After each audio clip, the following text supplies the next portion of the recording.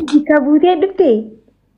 Bika bu'aa jeen ani duraanis bika bu'aami akkasuma jechuun ati obboleettiyaa gidee namni himannoo sirra himate anaatu dhaqee bika takka illee dhaqee guutuu waan dubbadhee anis mee niin gaafadhaa keessa waan jiru tokko agartee baruun fedhe anis akka nam tokkotti akka nama Harargeetti akka nama Oromootti akka nama Oromiyaa biyya Oromiyaa jaamtuu irraa dhufetti barumaan fedhe.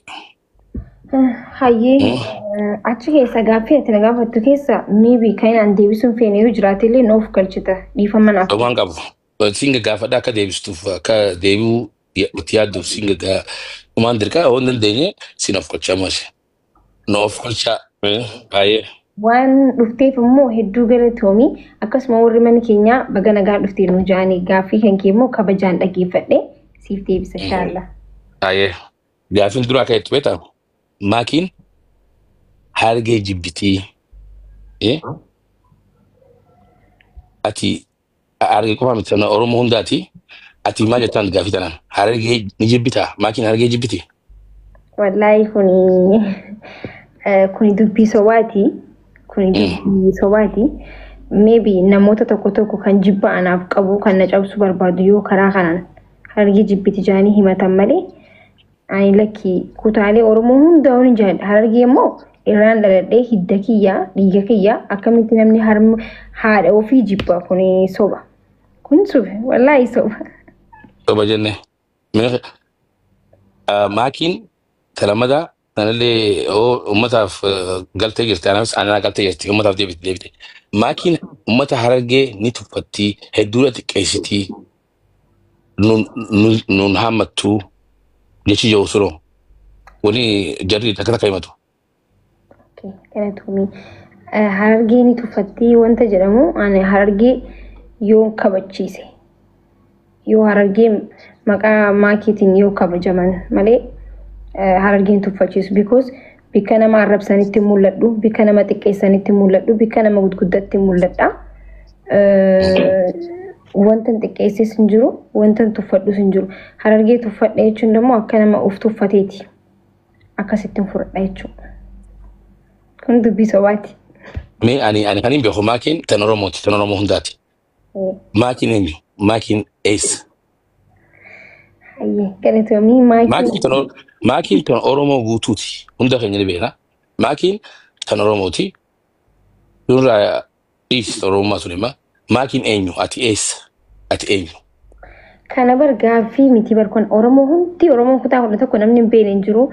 Maybe ijoollee Harargeetti akka dubbiin haarawaa taatee yoo gaafatan ta'e malee amma duras miidiyaalee gurguddaa irratti dhiyaadhee guyyaa tokkollee ganda kiyya himadhee hin beeku. Akkana dhuunfatti dhufee kana nama warraasiiti jee hin beeku.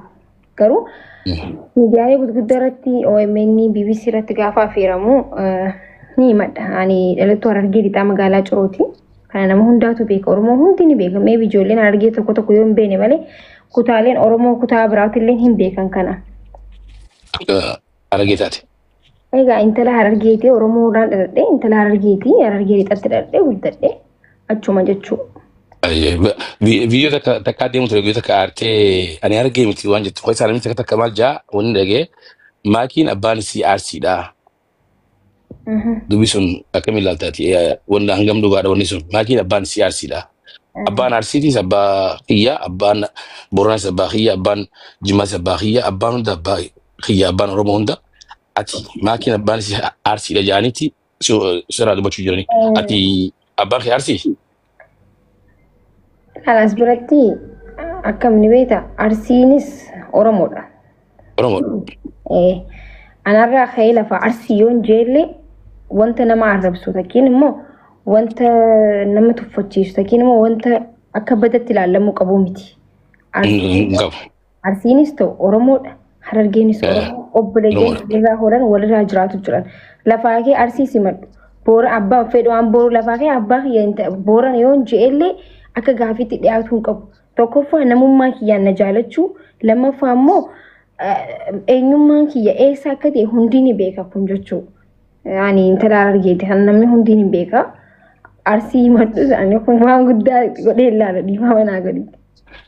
So jechuun dhagee waan fadhatee namni waan jiru sun maali namni nama kudhan hojii dubbii nama kudhan akkamii haa dubbiin tun isiinoo maal jettii agartee هو دي بس فر لله وان قبو لكن اتي اكو مجت اتي انت رجيتي ابان خير رجيلا دومي دغيسن جرا خيجا لكن ابان ارسيت سباخي جت ابان بورنا سباخي akasi beeka isin tan anguma waan dumafu maakiin tahargeetii dha himachuu jirti as deebi'a me maakiin amma ani mana keetiin dhufee si gaafa dhisira mana keetti gaazexeenyaa ta'uun qabaa warra odii bakka haasawaa bara dhuftiin jira jechuudha akka namatti gaafatanii waan ani sin gaafanne waan ati agartee maaliif uummanni takka takka ati hargee miti sinjaa like ani sin gaafanne sullee mee ati maaliif seeta namni takka takka maakiin hargee miti jee warri olola sirra ofu sun maalirraa ka'aniiti yookaan eessarraa ka'aniiti waan sun taja'uu danda'an. Dhugaa dubbachuudhaaf numaan itti hin dhagaamne maakiin hargee miti jechuun maakiin Oromoo miti yoo ja'an haalaan itti dhagaaman akka maakiitti. Maaliif jennaan hiddi kiyya dhiini kiyya namni hundinuu ijoolleen ganda kiyyaatis ta'e ijoolleen waliin guddannees ta'e kan nama hundaa beeku. Warri garuu maqaa kiyya nan beekne ara lafaa ka'ee harargee miti yoo naan jee natti dhaga'u maaliif jennaani harargummaa namni namaa kennus namni namarraa fudhatus hin jiru jechuudha. Maaliif rabbii sii kana waan rabbii sii kana tokko immoo lafaa ka'ee abbaan tokko irraa fuuna jechuun hin danda'u. Ani saan fedhetti ani miti yoon jeellee namni harargee tokko lafaa ka'ee ati dhugumatti miti jee keessaa na baasuu hin danda'u. Gandan fedhee yoo himadhee hanqan Oromoo keessa jiru takkatti rakkoo waan qabu natti hin fakkaatu kun jechuudha. Namni kun waan guddaa akka guddatti ilaalu ani dhugaa dubbachuudhaaf. Ani immoo akkatti fudhadhe siimu hedduu waan si jaalataniif namni Oromoo kun hedduu takka si jaalatan hundinuu si qabu fedha. Namni irra guddaan aara keessa jaala keessa waan si qabu hinaaffaa agartee hinaafee isin akkamitti waan sun jecha aarteellee jette wanni nuti nuuf hin galle akka kiyyatti akkanumatti akkatti asis hargee akka taate nuti beektaa hargeedhaa dirree dubbannaa jennami takkaan fitadha dirree dubbannaa ni lollaa namni kana beekamna ati akka hargee taate ni irraanfannaa gidi asis aartee akkuma keenyatti dubbattaa irraanfatan namni ni tanaafi namni akkan siin jaati ati qalbitti hin fudhatin deema ofitti. Maaltu jira ni beektaa wanti nan hubatiin tokkotu jira namni na hubatu baatu rabbi na hubatu naaf ka'a. Maaliif jennaan miidiyaa kana gubbaarratti waggaa hedduun arrabsamuu jira. Kana jechuun immoo harargee guutuun arrabsuu jira jechuun miti. Harargeen tana jaalattus tana kabajjus ta ganamaa galgala nageenya kiyya gaafa dawwaleeni akkam jirta naan jaan meeqaatu jira jechuudha. Meeqaa jira atilleen obboleessa kiyyaa atilleen ni jirta haroo nama hedduu jira jechuudha. Walitti qabuu kiyyaa miti garuu irra guddaan isaanii miidiyaa kanarratti waggaa dheeraan arrabsu turan. Ana bira kutanii faamiliitii haadhatii ta'een akkam jaaladhu mana haadha isii dheeyinaaf hanqa jaan tokkotti viidiyoo takka takka si erguu danda'a miseenjaratti seenaaf ol kaayyadhe waan ta'eef jechuudha. Amaarri takka naqxanyaan ijoolleen kutaa biraa takka gabbaatee akka ijoolleen teenya narra rorrisanii hin beekan. Amaarri takka mana haadha isii dheeyinaaf naan jeen beekanii ganamaa galgala asirratti waa hedduu dubbadhu jechuudha. Sigalee nam tokko dhiibanii gisee nam tokko if keessaa baastee dhiibdee arrabsitee nam tokko gisee waan bakka isin dhiise isinirraa deeme yoo jee maaliif akkas jetti jaanii ammas lammada namarra duunu sirriidhaa miti. Maaliif waggaa gaafa gargaarsa harargeessanis hin qarqaartu isiin gargaarsa hin gargaartu isiin dubartiidha humna hin qabdu osoo naan jaanii osoo arrabni dulli sunarra bu'u ijoolleen cinaan ijoolleen harargee na bira dhaabbatee kutaan Oromoo kutaan 11 na bira dhaabbatee irra du'ee ummata keenya harargee keessa beele har'a warri akkana arrabsu kun guyyaa san eessa turan gabbaanii dhaabbatanii hin dhaabbanne anaatu rakkoo san harkee namoota walitti keessaan ijoollee walitti ijaaree iyyee iyyisiisee miidiyaa kanarratti akkasitti ummata keenyaaf tirmadhe sun jechuun immoo ummata kiyya waan jaaladhuufi hojiidhaan malee harargummaan takkiin immoo eenyummaan hojiidhaan malee haasawaanii miti arrabsaanii miti jaalalaan deemuu qabu malee tooftaan kan namni deemuu qabu arrabsuudhaan takkiin aan akkasi jechuun harargee jaalatu miti xiqqeessuu ta'a malee harargee jaalatuun hojiidhaan hojjettee agarsiisuudhaan aan akkan beekutti jechuudha. Waan dila kana giseen irra godhan callisee deebi'anii dheengadda waan biraa bultii kiyya keessa seenanii miidiyaarratti akkas godhee ibsaa maal jenna miira keessa seenee aarii baqqaanii ndaawum akkasi jee himadhee bikka biraa himadhee keessaa isin keessaa ubbee jeen kuteeni beekta maaliif narroorrisan wallaahi laazim haa rakkadhee bar miidiyaa namni bara Maanta kasin joome maakee ani balisaqee guddaadha. Ilaa ati arra silaan dubbanne ati hojiitti hin jirtu. Namni nama hojjetu irraa yaadda haasawaa beektaa. Ani silaasi taate deebisaan deebisuuf nama suniif. Ati ijoollummaan si jirti tanaafuu daddaftee deebisaan deebisettee hin dhaggeeffatinu ati hojii jirta. Namni hojii jiru gayyuu ni qomatama. Meedisi namni hojii jiru agartee yeroo guddaan eegata holishaan ta'u guyyaa hojii jira namni irraa dubbata guyyaa hojii jira namni hin qomataan. Atis hojii jirtaa namni dalagu jirtaa namni akkanatti si faayataati. Ati maaliif nusnee deebisuu kana dhaggeeffachuu maaliif hin dhiisne gurraan kan hinneef. Usuu keessa kutee akkuma ijoolleen na yaamneefillee kutee bara amma keessaa kutee bara akkas godhee bakka maaliif jenna ani arrabsamuus wanti naaf haarawaa miti. Garuu namni gaafa deddeebisee namni akka kiyya oobsas hin jiru usuu bira kutee namoonni gurguddaan maaliif micoota irraa maaliif dubba maaliif namni kun maaliif kajeelleen hin jiru bara. Kan anama kana wal fakkaate kana arrabsus kacallisee ilaalus tokkuma naaf jechuudha. Guyyaa tokkollee dhaabbadhaa namni jeen jiru. Biyyaansi namni guddaan tokko Harargee keessa bara nama gurguddaa hedduu jira ustaazota alammaata meeqaa jira. Miidiyaan irratti namni tokko gaafa lafaa kee dubartii tokko irratti girri jee deemu. Namni kutaa biraatu yoo ilaale qaanyidha. Kun maqaa Harargee xiqqeessuu maqaa Harargee gabbuusu malee ol kaasuu miti dubartii takka irra girri jechuun jechuudha. Dhugumaan si himaa bara. Hanga xiqqoo bara. Hanga xiqqoo waan si jaalataniif sunis dhagee yaani waan kan keessaa bare. Gidee isaan jaamdu gidee situ kan maaf tanganaan nu biran dhuftuu jaan. Ati akka agartee ati tun laasitaan bikan danda'u. Wala billahi. Wanni isaan jaalisi qaban keessa maal jetti Oromoon diriiraa takka. Jaala keessa adurreen bineensaa jaan. Silaa bashoon gaawwan biraati nama biratti. Jaala keessa adurreen bineensaa jetti. Jaala keessa adurreen bar ilmoo isii nyaatti mitaami. Jaala keessa bar bikaan isaan kaayadhaa isoo jettuuti jiru adurreen nyaatti. Si jaalatan wallahi bilaa harki guddaan Harargee ati aga hin boona. Ani amma fakkeenyaaf si hin boona. Intala Harargee. Wallahi ani si jaadha. Wallahi si hin boona. Nyaatti arraas dhageessan arraas baruus afaan jetti ani Harargeedha abbaan si Harargee ayyoon si Harargee obboleessi MJ'n Harargeedha dhageessan jettan.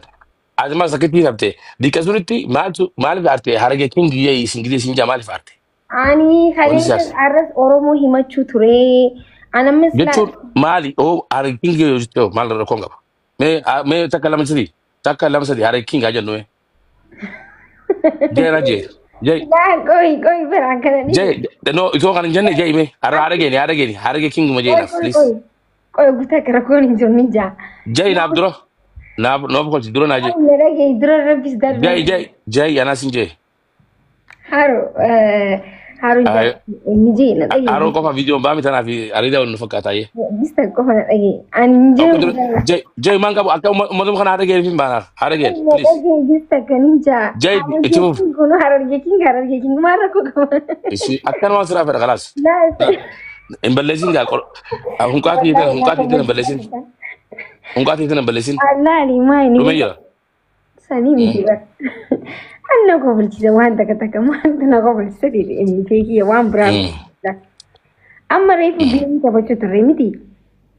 Game ta bacho juruti zaman obboleessa kiyya hedduun jedhe hedduun akka baje wallahi rabbi isaa akka baje. Zaman no miskiina wallahi hedduun irra qaliila nama. Hedduu jechuu garuu. Wallahi. Game ta bacho jira waan deemuun jiru hin beekne achi biratti immoo siyaasa biraatti deemu ture si galee. Kaleessas game osoo taphadhu Harargee king ja'ii jaan. Anaaf jedhanii harka ol nu qabsiisan nu jechisiisan hayyee. Akka nama ganda bikka birarraa faannoo taanee dhufne takkatti akka waan Tigree taanetti ol nu qabachiisanii Harargee king jenna. Hayyee jee kutee bira an takka geemii Oromoo waliin taphattu keessatti Arsii king jee Wallaggaa king jee Shawaa king jee waan jedhamu takkaan dhageenye. Yoo Amaara hojii taphattee qofa Harargee sanoo takiin immoo Walloo jettu takiin Arsii jettuun Oromoo king faa jee jettaan gisee Amaara hojii taphattee Oromoo miti. Maaliif kutaan kamiyyuu kiingidha laal Arsiinis taatu hundinuu tokkuma.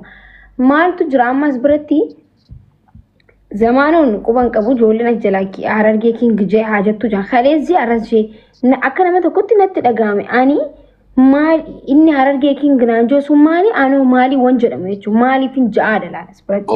Ani Harargeedha okay naa galee jira. Eega. Ifufuani haragera. Ati Adi amma humali lafaa ati kaatee humali. geemii Yeah. taphatu jiru lafaa kaatee Mm. amma lafaa kaatee unkaan harajummaa miti. Amma namni ijoolleen arsii takka baalee takka osoo waliin taphannu jiru baalee king jee yoo ja'ani ani akka mufitti qopheessa. Maaliif akka nama tokkotti ani Oromoo waan ta'eef baaleen sun anaaf biyya tiyya. Arsiin tiyya.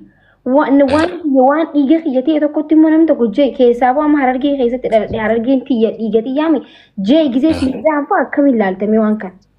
Badu. Waan safar. Ne arsati amma dubbi amma deemu jirtu waliin wal fakkaatti dubbi amma sirra deemu jirtu olola sirra deemu jiru wajjin wal fakkaatee asis bika biraa fudhatte rakkoon qabu jara keenya isinis jajjurumaan waan jettu jette malee isin himtee dhageessan jirta warri dura dhuftan. Yoo Warri ta'e dura dhuftan dhageessan jirta. sanii miti bir yoo ta'e maal rakkoo qaba? Rakkoon qabu bara. Iman qabu. Egaa yoo jeetii yoo ta'e ubar rakkoo hin qabu bara garuu Hin qabu. irratti namummaatu dursaa dura waa hunda caala. Nama. Ati ilaal rabbi maal jirta? Rabbi addunyaarraa Afrika si uume. Afrikaa keessaa Itoophiyaa si uume. Itoophiyaa keessaa Oromiyaa si uume. Oromiyaa keessaa Harargee godhe si uume. Harargee keessaa yeroo si dhale. Yoo rabbi si jaalataa haarati. Bar nama carraa qabu qofaatu bar Afrikaa guutuu keessaa Itoophiyaa dhalata. Nama carraa qabuutu Afrikaa guutuu keessaa Oromoo ta'e Oromiyaa dhalata. Nama carraa qabuutu Afrikaa keessaa Harargee ta'e Harargee dhalata.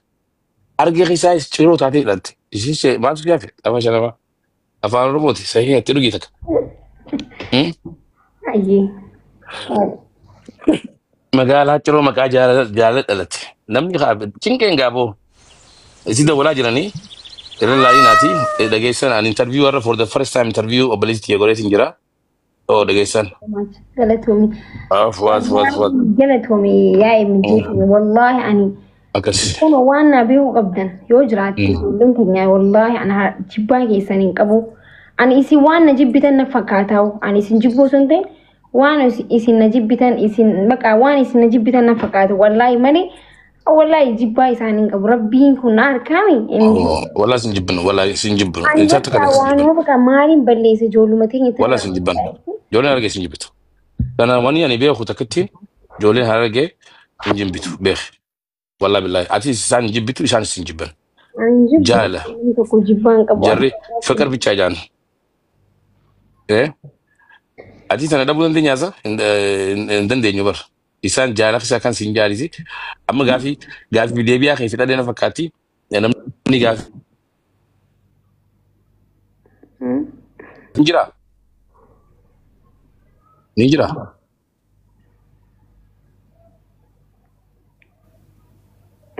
Namni gaaffii qabdanii jirtan. Caaltuu amaan as jalatti agareeni. Tole ayyee. Jeefatii.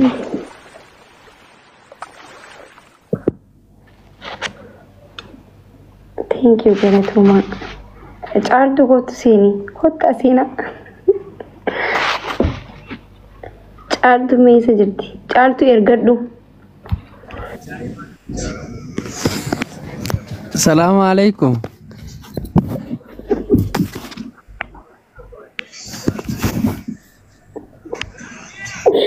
Sagalee Maatiin mudaa barata kumisaa jimmaa jibbite qajoo ara rabbii sodaadhaadhaan adiisa. Wallahi rakkanni ani uummata koo hin jibbu wallahi jibbaa nama tokkootu hin qabu akkas hubadha. Qoy ni galchaanii. Waalaikum salaam warahmatullahi wabarakatuh. Musaab. Akkam makuu sheemijee biraazar jirtanii? Jirra. Alaikum salam Musafia. Bro, welcome. Bifama. Baara waan manu keessa jiru sirriitti asitee galatoomii. Bara numa karaa deemuun arkeeni. Interview tana niin tolche jeetini. Arra interview godhe jaanuutu. Dalagaa caaltutti seenee bara interview godhu eegalee. Irraa odii beekaa interview isin godha.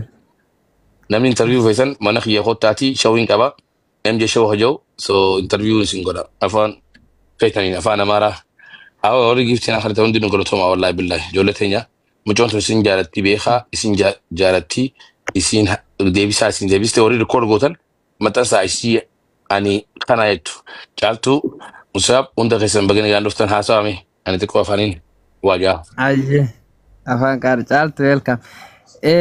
Ani immoo waan jechuun barbaadu beektaa wallahi isuma dhugaa rabbi amma hangaafaan dura karaa dhufu namoonni gara anamma anuu namoonni garagarii waan fedhe onjee naarrabsaa turani makiinaan obboleettiiti guddoo yookaan ani irra guddaa ta'uu mala tarree isin irra guddaa Allahu aalami obboleettiiti guyyaa isiin ammoo ani arsiidha ittisaniisi arsiillee haa taatu Oromoodha waan isii jechisisee jira namuu waa beekuufi qaba hubachuufi qaba saniifu maayikiin arraas boruus teenya ta Oromooti Oromoo keessaa taahna harargeeti afaan guuttannee jenna aaraatoo akkas jee warri karan taane fudhattanii akka ijoolleen teenya akka diinaatti isii ilaaltaniisi makiin teenya waanuma isii jaalannuufi nutis akkamittiin waan kana jettee itti mufanne malee nama jaalateetti adareen sangaa jaalattee arrabsiteetti Oromoo suma jaalanna nuti waanuma ati nu bira akkuma ati nu dhiyaattee ijoolleen wala kanattuuf akka ati bira dhayxee wajji kofaltee isaan bira dhayxuu fedhan malee silaa amma guyyaa takka isaan bira dhayxee namni si arrabsu hin jiru. Nuti waan nama jaalannu arrabsina si jaalanna si kabajnaate obboleettii teenya nurraa fagaachuun taatu akka fedhe ta'uus qomni kun ajaa'ib irraa muran ati teenya keessa kuttee taa abbaa keenyaati obboleettii teenya saniifuu bakka guddaa si qabna si galee ati karan taanetti hin fudhatini. Arraas teenya boruus teenya ati tana harargeeti harargee keessaa ta Oromooti Oromoo keessaa tana harargeeti handhurtiti harargeetti awwaalamte harargeedha kalaasonni biraan jirtu makiin harargee waa akkattee jaanii wanni oofaniis hin jirtu aarri waan goonaman goonen qabu maayikiin arraas boru mee isii tana keessaa bakka biraa isaatti mul'ata an amma hattaa qeessisii kun harargee na fakkaata wallahi isuma dhugaadha. Musa bisa kami tak ture amata lama dura na fakati malin jian tahu jirani ti sani iti bibileti nyata ngodu jira tai nyata ai maki sin nyata ngodu ni be tai jin wallahi billahi sin jatu bidu ati nyata ngodu ni be tasa maki jananu activist ya nyata ngodu be jana mayet enyu no sete ari kan harage ti berwi amata sagaleti nyata ngodu egalla ishi roman chebeu gide oba jirtu akaza titi gide mali sini mo ambira waa ma jo nauma hubachuu dadhabee bifar namu miira qaba beekta no maal beekta musa isin saaki fati ol galchime fati atuma jira kanya so jadi biran dubbanne justice no si to nasiha ja for nasiha justice to jotin justice to nasiha da wala justice to nasiha da sunis ko baga bada mu jotin ya kuma ti dangano dabrani rasa sadi na nura khuchisani justice to nasiha chaltos debi ya da kan notice interview ya kan jatti justice for nasiha Dr. Keria dubban one is English no masih kaya fin de bisne rafu ture fakati guman ture Assalamu alaikum jirtani wa alaikum salam jirtum Amidu yes okay ni nanka buyo jirate sagalenki yo jirate ni jira sagalenki okay nijirt okay walumaa galatti irra deebi'ee ibsuullee hin barbaadu walumaan nama miidiyaa kana fayyadamu yookaan miidiyaa kana hordofu kana irraa isanillee nama takka dhugaa dubbachuudhaaf irra deebi'ee bal'isuuf namni hundi ni beeka nan barbaachisu maaki jechuun akkuma beekamu ijaa fi gurra ummata akkasuma sagalee ummata akkasuma yeroo anaa fi namni biraa fakkaata akka xiyyaa gurguddaan taa'utti nama gadi ba'ee yeroo sagalee Oromoon barbaadutti sagalee ta'uudhaaf beekamteedha yookaan immoo nama akkanumatti jechuun gubbumarra usteetuma nama arrabsitee yookaan bifa fakkotaadhaan gamanan dhufne waan beekamaadha waan bareedaadhaan kan garanna dhuftee jechuu barbaadeeti namni irra deebi'ee ibsuun nan barbaachisu tokkoffaarratti sagalee uummata Oromooti ijaa fi gurra uummata Oromooti akkasuma immoo ijaa fi gurra uummata Oromoo akkasuma nama rakkataa akkasuma miidhamaa fi dhibamaallee yoo ifillee dandeessu gargaartee akkasuma nama biraallee gargaarsisu paawura nama gargaarsisu kan qabdu jechuudha akkasuma isiin tun maakii Orooti intala sabaati walumaa galatti intala sabaati. Sagaleen kiyya ni jira. Ni jira. Maakash sagaleen kiyya jira. Ni jira. Okay Kanaafuu jechuudha wanni miidiyaan kana gubbaarratti namni miira keessa nama galcha MJ dhaggeeffatu namni komantiin miira keessa nama galcha namni karaa meebii karaa bultii isiitiin itti dhufuu danda'an akkan hubaddetti jechuudha meebii immoo yookaan immoo karaa haadhaaf abbaa ifiitiin namatti dhufuu danda'a gaafa kana namni miira keessa galee namnummaan gandummaan irraa dhaladhe namnummaan irraa dhaladhe akkan akkamiin na godha jettee miira keessa galee. Waan san darbatte malee hammeenyaa fi mitii jeetii yaati an akka kiyyatti garuu walumaa galatti namootni aaranis ni jiran waan ta'eef jecha dhiifama isiillee gaafattee atillee dhuftee wallahi waan kana dubbachuun wallahi waan bareedaadhaan jaa kanuma miiruma keessa galtee jecha san jettee jeetii yaada malee hammeenyaa fi mitii eessaayyuu nurraan dhayitu jechuu barbaadeeti thank you hundi keessanuu. دكتور قالتوني يعطوا أما واي نسياسني كم جدا أربعة أنا منا على جالس منا ساعتين يقولون يعني سندراس من خيان يقولنا أستاذيني أستاذ همزانيس على ده منا ساعتين بنجي سندراس كا خيان فلانا خيان يعني كم نامي نسيس فلانا سنسي يقولنا thank you خيريات هنيا تيسي يعطوا أكم انترفيو يقدرتنا فكاتي naga kam jirtan fayyaadha no yani gimmash matin dhufe egaati interview fidhattee dhumarra maal wala budeemtu akkami dalagaa teessan sun ni fudhadha si fakkaatti gidee naaltu umaan jettu kam jawaatte ay akkasi gaa dalagaa teessanitti seenuun oolwanis insha Allah rabbi je maara kongo